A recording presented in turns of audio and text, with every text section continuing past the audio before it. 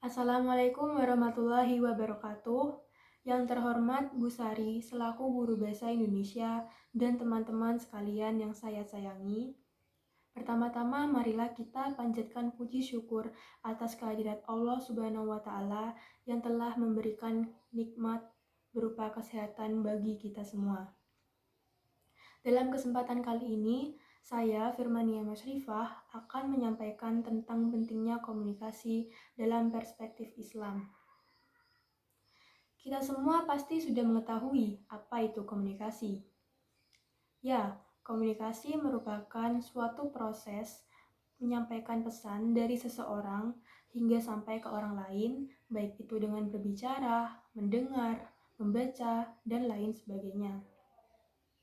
Kita sebagai manusia tidak dapat dipisahkan dengan yang namanya komunikasi. Karena manusia merupakan makhluk sosial yang senantiasa berhubungan dengan manusia yang lainnya. Setiap hari, pasti kita akan melakukan sebuah komunikasi. Sehingga komunikasi menjadi bagian yang paling penting dari segala sesuatu yang kita lakukan. Rasulullah Shallallahu Alaihi Wasallam bersabda, "Berbicaralah kepada manusia dengan apa-apa yang mereka pahami. Apakah kau suka Allah dan Rasulnya didustakan?" Hadis riwayat Bukhari. Dari sabda Rasulullah tersebut, kita dapat menyimpulkan bahwa komunikasi merupakan proses penyampaian pesan kepada manusia dengan maksud memberikan pemahaman yang sebaik-baiknya. Nah, dalam perspektif Islam, tentunya komunikasi dengan Allah Subhanahu wa taala itu yang paling utama. Sebagai manusia, kita sudah seharusnya mendekatkan diri kita dan menyembah kepada Sang Pencipta. Hubungan manusia dengan Allah ini disebut dengan hablum minallah. Komunikasi dengan Allah dapat kita wujudkan dengan cara beribadah, yaitu diantaranya sholat, berpuasa, zakat, serta haji. Ketika sholat, tidak ada yang membatasi diri kita sebagai hamba untuk bertemu serta mengungkapkan segenap perasaan kita kepada Allah. Tidak diperlukan status yang tinggi untuk bertemu dengannya. Sehingga sholat merupakan bentuk komunikasi yang intens antara seorang hamba dengan Tuhannya. Selain itu, dengan berzikir, itu juga merupakan cara paling mujarab untuk menjalin komunikasi dengan Allah. Zikir merupakan ekspresi cinta seorang hamba kepada Tuhannya yang telah menciptakan, mengurus, serta mencukupi semua kebutuhannya. Sumber utama komunikasi bagi Islam adalah Al-Quran dan Hadis. Mengapa?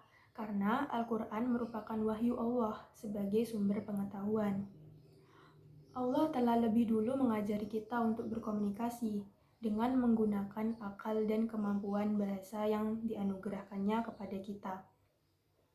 Hal ini berdasarkan surat Ar-Rahman ayat 1-4, yaitu Ar-Rahman artinya Tuhan yang Maha Pemurah, Allamal Quran artinya yang mengajarkan Al-Quran, Khalaqal Insan, dia yang menciptakan manusia, Allamahul Bayan, mengajarnya pandai berbicara. Kemudian komunikasi antara manusia dengan manusia, sesama manusia, itu terwujud melalui hubungan sosial.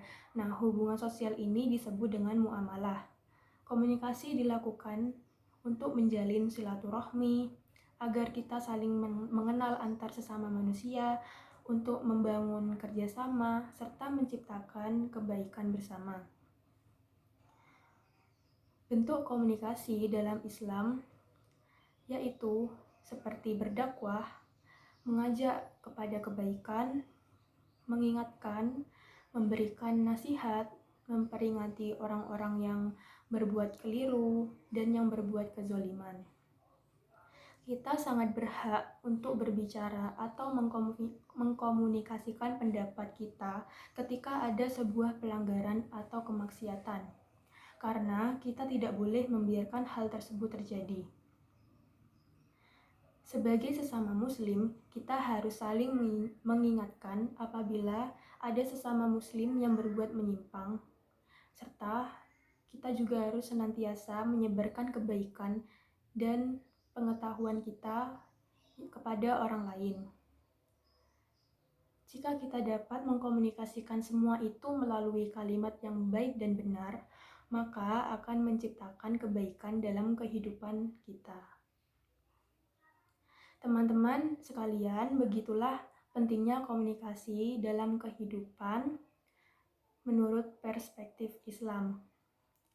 Kita sebagai manusia tidak akan pernah terlepas dari komunikasi.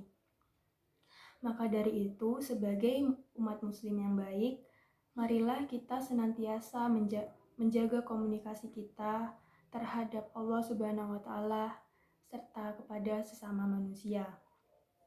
Karena dengan menjaga komunikasi serta mendekatkan diri kita kepada Allah, tentunya Allah akan memudahkan kita dalam segala hal. Sekian penyampaian dari saya. Kurang lebihnya mohon maaf. Apabila ada salah kata mohon dimaafkan. Wassalamualaikum warahmatullahi wabarakatuh.